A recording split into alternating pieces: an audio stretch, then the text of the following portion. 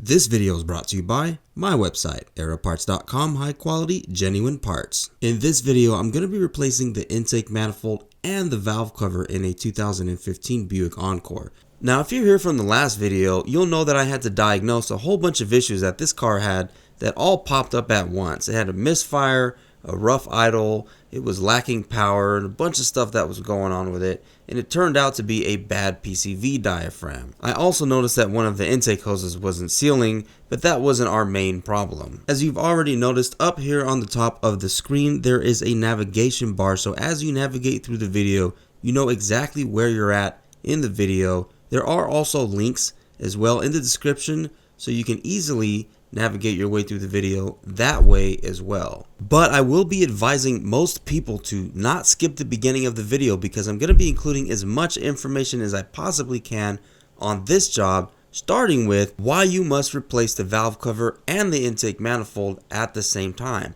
If you replace the valve cover only, you will get a fix, but it won't last very long. You will find yourself having to do this job all over again in very short order. You see, the GM 1.4 liter Ecotec motor is a turbocharged motor that has a PCV system, not a PCV valve like a lot of people are familiar with. This system has a PCV diaphragm that's part of the valve cover and a check valve that's in the intake manifold. When you're driving it and the turbo is putting out boost, this check valve will close to prevent boost from entering the crankcase, causing any damage. When that valve closes, those gases are rerouted to directly in front of the compressor wheel on the turbo via this hose right here. When you're not driving the vehicle hard, the engine has vacuum and not boost, and so this check valve will now open, allowing the positive crankcase gases to go directly into the intake manifold. The PCV diaphragm simply regulates how much vacuum the intake can pull from the crankcase, allowing for the perfect amount of gases to be pulled from the crankcase. Now we're getting somewhere. You see, the problem with these cars is that the check valve inside the intake manifold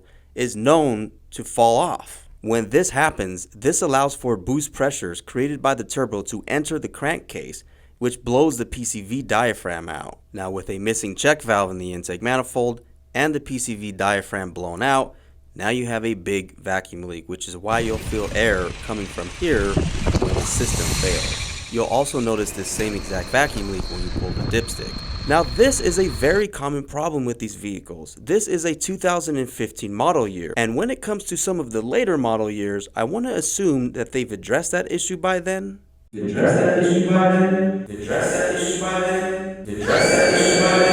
But I wouldn't put my money on it. Dorman offers an intake manifold with an updated check valve design that eliminates this type of failure. It's also made in the USA, which I really like. I've seen people criticize the design because they say it's not very different from the original check valve design, but I haven't seen a lot of people complain about failures. So for others who've had an experience with this intake manifold, I really want to hear about it. Drop a comment down below, please, because I want to see what you guys are going through.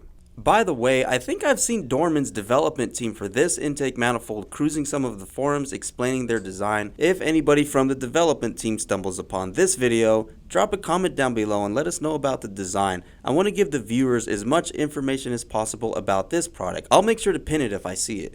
By the way, this intake manifold will be available on my website, aeroparts.com, soon, so make sure to check in. But as much as I would love to earn your business, I could not bring you an honest video without providing all of the solutions that are out there, including solutions from other companies. One company in particular is CruzeKits.com. It's a small business that offers a custom solution to this issue. I put a link in the description. I think what they do is really cool, and I think you should check their solution out as well.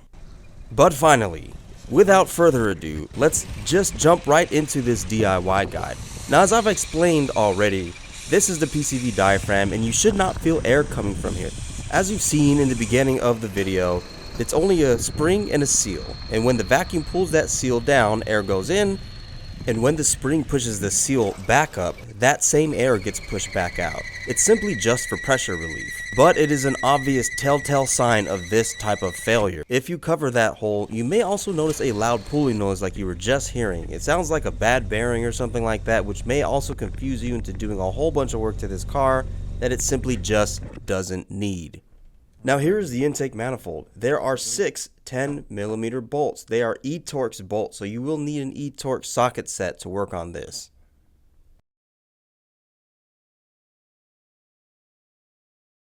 Now I'm going to start replacing the valve cover. You have to remove the ignition coil, and check this out. I thought I broke this connector. Turns out it was already broken. I didn't know until I brought the car back. But hard brittle plastic is not going to be an uncommon thing when working on a GM vehicle like this.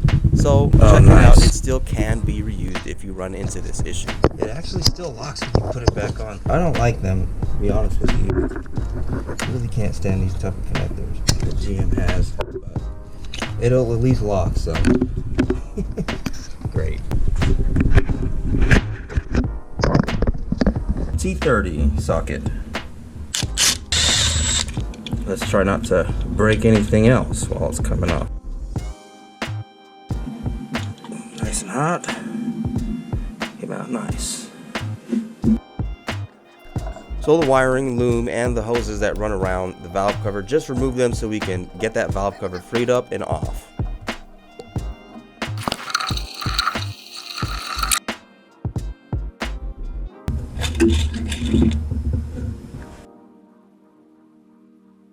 Once all the 10mm E-Torx bolts are off comes the valve cover. Now this is a given, I hope, but you're going to clean the surface with a clean rag. I'm using clean shop towels to do this.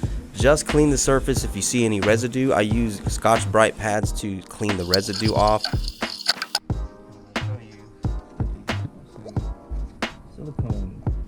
Alright, I actually recommend to maybe stuff a clean rag in that area to prevent your razor blade or anything from falling down into the timing cover. That's the only thing that can turn this easy job into a nightmare. Just want to give you a heads up on that. Reapply silicone. My trusty razor blade. I'm going to scrape that gasket off. A razor blade works great to scrape off the existing RTV. That RTV just simply gets applied where the timing cover meets the head. I'm using a fresh towel to clean because I don't want dirt from my towel to end up in the engine, of course. And of course you want a clean and dry surface. Permatex Ultra Black Gasket Maker. Doesn't really represent how much I put here, but I ended up putting more than what I showed you in this video. You notice how the original RTV was squeezed off to the sides. Give it a good amount. Just make sure it's not falling into the timing cover. Now I am using a GM Genuine OEM valve cover for this. I have to transfer some of the accessories from the old valve cover to the new valve cover, and I'll show you what to do. This harness holder is simply removed with a little tab on the bottom, and this adapter piece for the oil cap is going to be removed as well. As you can see from here, it has a little tab as well that holds it down. Once you pull that tab up, you can lift it up and get it off and transfer those parts over. Time to clean them. Now it's time to install the new valve cover. I'm going to tighten each of these bolts to 71 inch-pounds, not foot-pounds. Also, generally it's ideal to torque inward to outward. Start on the inside first. I'll show you the exact torque sequence in just a moment, but inward to outward is generally what you're going to want to do with things like valve covers or heads or anything like that, these long engine components.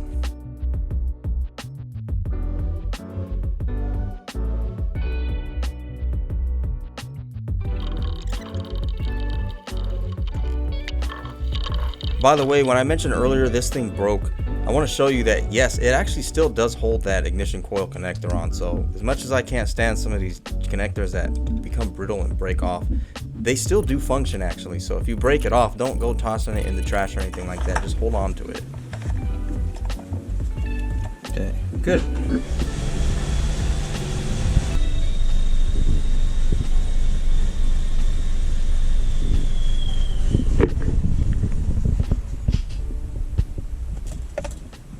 Perfect. Now you can relieve the fuel pressure from the fuel rail without a scanner. Just pull the fuel pump fuse underneath the hood and crank the car over. Double check to make sure you're pulling the right fuse before you start doing that. Now I'm going to be removing the PCV tubing. It's got a little clip here that you pull off. You can use a flathead to kind of help you getting that thing off and remove it. But as you can see here, this hose should be a whole lot more flexible than this, but it's old and brittle and was hard as a rock and it just broke right off. So you're going to have to replace it. I'm going to temporarily fix it later on with some electrical tape. You can have a laugh, but it will work temporarily. All right. fantastic. But it is absolutely not. And this thing is rock solid. Now I'm just removing connectors and clips. Anything you see connected to the intake manifold needs to be removed. I'll skip through a lot of this stuff because honestly it's pretty straightforward, but I will show you some of the larger connectors and how they come off, just in case you struggle with them a little bit. Just squeeze it and pull up on it.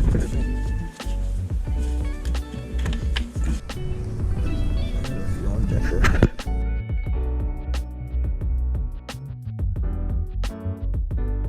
Now I'm going to be unplugging the fuel injectors before I remove the fuel rail. They're held on with a metal U-shaped clip right here.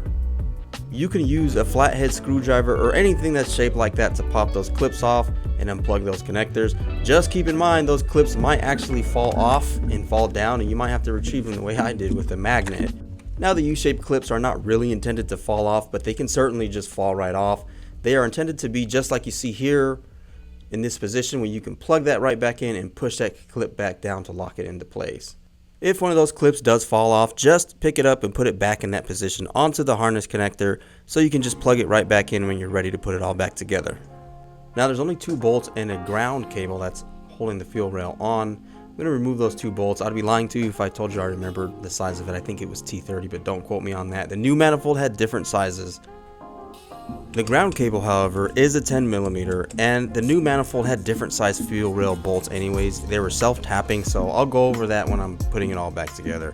The only thing I can suggest to you is, if you have the dormant manifold, to read the instructions. It has self-tapping screws, so don't panic if you don't see any threads in the dormant intake manifold. So before you open up a return and tell me how this threadless manifold ruined your entire life, remember, that's totally normal. That's the way it was intended to be. It does come with instructions that show you what to do, and we will go over this shortly in the video. Now don't get me wrong, I'm not judging people out there. I'm being empathetic towards it because I've returned stuff personally myself and then later realized, oops, there was no need to return it and I just wasted a bunch of my time. Yes, the parts and the shipping industry has been a challenge from top to bottom, but these are simple mistakes that we can all make, and if I could save somebody just a little bit of time and hassle, then hey, this video did its job. Now that the 6 eTorx 10mm bolts have been removed, the intake manifold has been loosened up, but there are still a few more hoses and connectors that need to be removed on the right hand or the passenger side of the intake manifold. Passenger side of the vehicle, right over here where you see. I'll show you some of that stuff up close. Got something down here.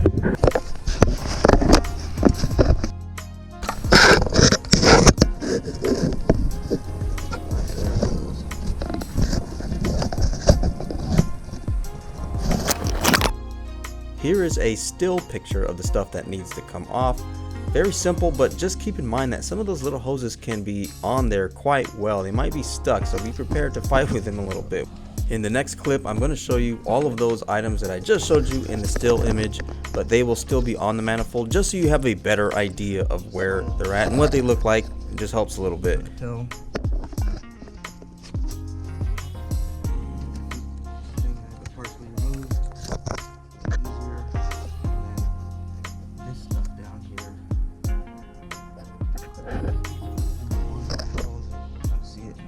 Now this manifold is almost completely freed up. There's one more wire underneath the manifold that's still attached to it that I have to remove. Not a hose, but a wire that's attached to the manifold. You just need some needle nose pliers to remove it right here. That's going to be removed as well. And once that's removed, the intake manifold will be freed up. Once I go ahead and get this off, you'll notice I removed another hose, which is simply just the hose. Once again, from the still image, I'll show you how I got it off. It's simply all I'm doing. Okay. So now that hose is loose, and there's that hose from the still image. Now I know I made it look easy here, but it did take longer than the video demonstrates. You can just cut it too if you want and just peel the hose off once we have the manifold off. I try to get things off without breaking or damaging them. As you can see from this video, it's very easy to do.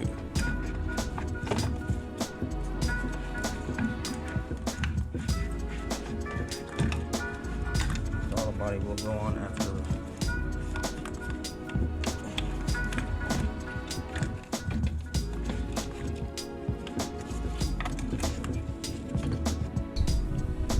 Alright, we have our new intake manifold here. It came with a new set of fuel injector O-rings, which I installed. You don't really have to replace the O-rings unless they're torn or something like that, which happens. And then of course the self-tapping screws. It came with these, and on the bottom it came with a self-tapping screw as well. And then I'm going to be cleaning up the throttle body. I'm going to put it on without the throttle body because I don't want to hassle with it. I'm going to clean that throttle body while it's off, while I have the time to. And that's it. We're going to start putting it back together, and I like to leave some of this footage for the people that want to use it. There is still a test drive after the video is done, so you can skip to that test drive and check it out. See our fuel trims to make sure that everything is operating the way it's supposed to be. And remember that the dormant intake manifold does not have any threads initially. It comes with self-tapping screws, so when you put those screws in, you're going to put those threads in it when you put them back together, so you can't reuse your old bolts. Now I know the comments are going to pop up as usual. There's always going to be that one that says, yeah, you can technically. Yes, probably technically, but I wouldn't advise doing that. Your best bet is to use the bolts that came with the manifold.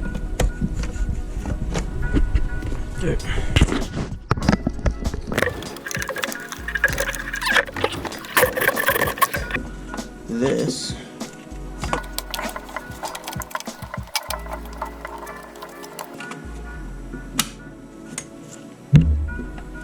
map sensor.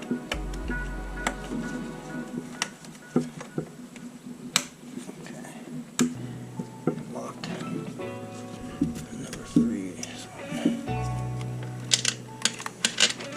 Don't forget your this good old guy right here.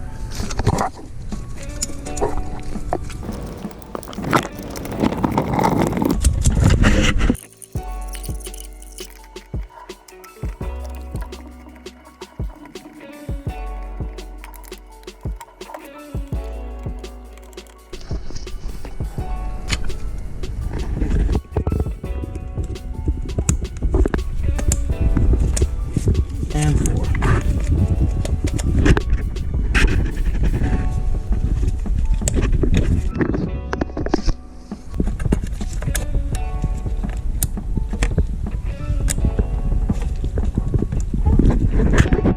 Now, regarding putting the throttle body on, you can choose to put the manifold on with the throttle body already attached or without the throttle body. It's easier to install the manifold without the throttle body, but when you put the manifold on, it's a little harder to get some of those bolts into place because it's such a little tight position.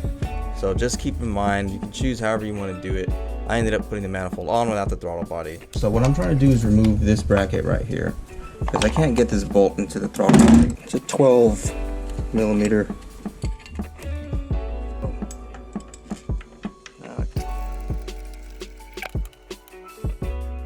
And oh yes, it's going to get electrical tape for this broken PCV tubing.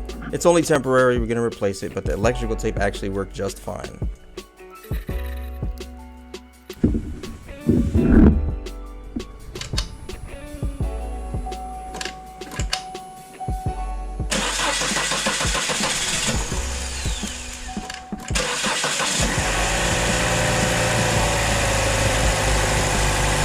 Let it learn. It's not idling hard.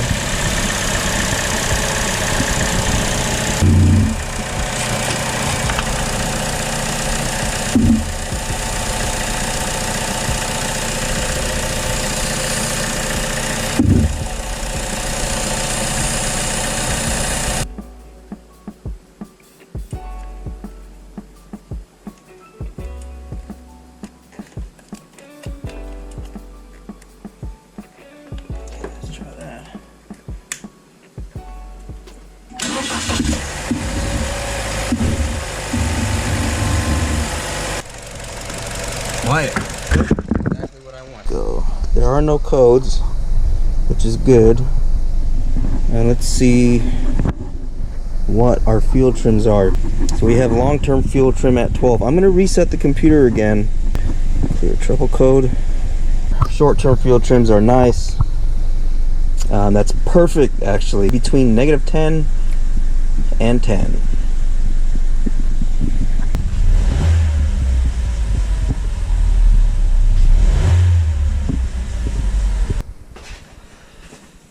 Alright, so There's one more test that I'm going to do. I'm going to verify that this worked here is by redoing the smoke test to make sure that there are no leaks in this system. And I'm going to actually recommend to replace this hose over here because it's supposed to be soft and it's just super hard, and it cracked and broke as soon as I took it apart. But the tape is sealing very nicely, sealing perfectly, and so is the tape down there. It wasn't sealing well when I first put it on. I can hear it. I put it all back together and perfect right now. Fuel trims are good. Waiting for long-term fuel trims to come back down, and that's it. That's it. I'm going to take it for a test drive. Let it go. I'm not going to bore you too much with this footage. I'll just give you the cliff notes. It didn't leak. All the leaks were fixed. It wasn't smoking anymore, so this was good to go. The next thing I was going to do was to drive the car and check the fuel trims again later on to make sure that they're still within the range that we're looking for. Dude, we're solid, dude. And that's it. The only thing left to do is to take it for a test drive. I'm also checking fuel trims as well. Want to make sure that they're in the range that I'm looking for, but that is it. If this video helped you out, make sure to hit like. If you want to see more content like this video, make sure to subscribe. And don't forget, if you're looking for high quality, genuine parts, make sure to check out aeroparts.com.